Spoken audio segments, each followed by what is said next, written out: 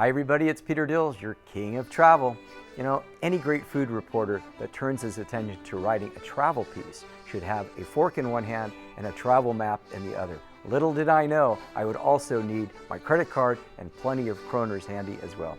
You see, I planned a trip to Oslo and Norway to compete in the Rock and Roll Half Marathon. Yes, the same series of runs that hits the Rose Bowl every February.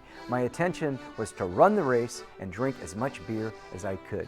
My sources told me that Norway and Sweden had plenty of cold suds that I love so much. To make it even better, the most popular beer is a lager, which I call liquid gold. You see, I'm not into those dark beers or those brown ales that have become so popular here in the States. Okay, enough of my drinking habits. Enjoy this segment on Scandinavia. The most popular way to get to Oslo or Norway is to take a layover on the East Coast or possibly stop in Frankfurt. Well, that's what I did. I found it another excuse to have a half liter of beer.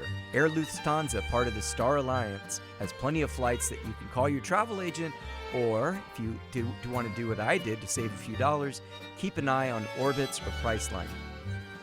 Plan to spend about $1,300 to $1,600 for a round-trip ticket.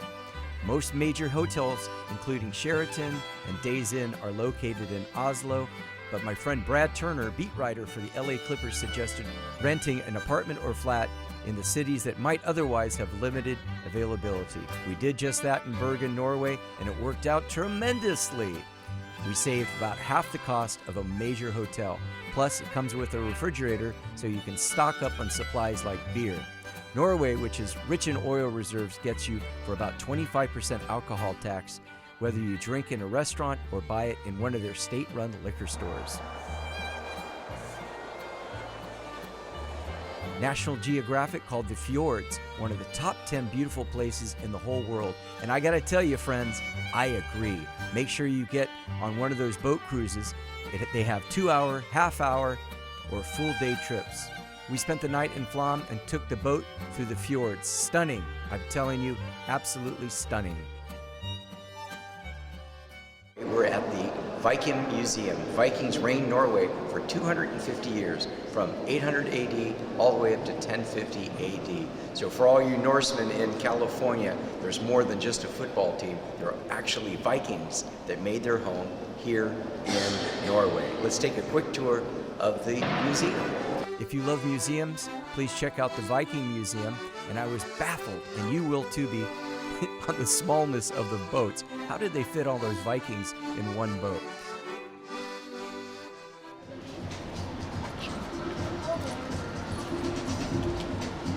Okay, here's a must. You've got to check out the ABBA Museum here in Stockholm, Sweden.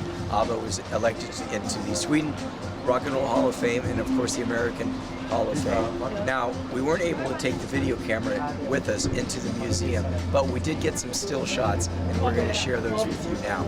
Definitely check out the ABBA Museum here in Stockholm. You can take a bus, a sightseeing tour, and of course a taxi. And if you're close enough, you can even walk. But definitely check out the ABBA Museum right here in Stockholm. Once in Sweden, I recommend the ABBA Museum. Yep, the pop group has their own shrine. There is a small fee. It's about a 2-hour tour, but you'll remember this trip for the rest of your life.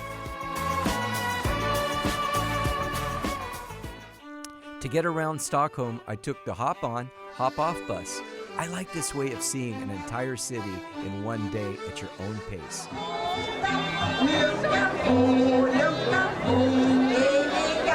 If you're lucky enough to be in Sweden in late June, there are plenty of city and country midsummer celebrations, a real treat.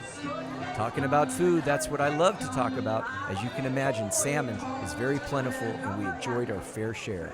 An adventure that calls for whale, elk, reindeer, and many restaurants have these. Do they taste like chicken? No. The whale is a little salty and cured almost like a beef jerky. So we stopped at the city center right on the ocean to Tom Lawrence's fish market, and Tom gave me a bite of whale. Never had whale before. Very good, Tom.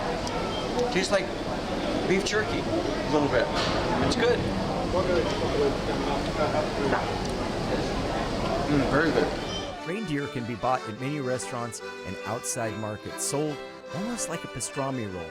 I had a fantastic elk burger at the Ardbeg Embassy in Stockholm.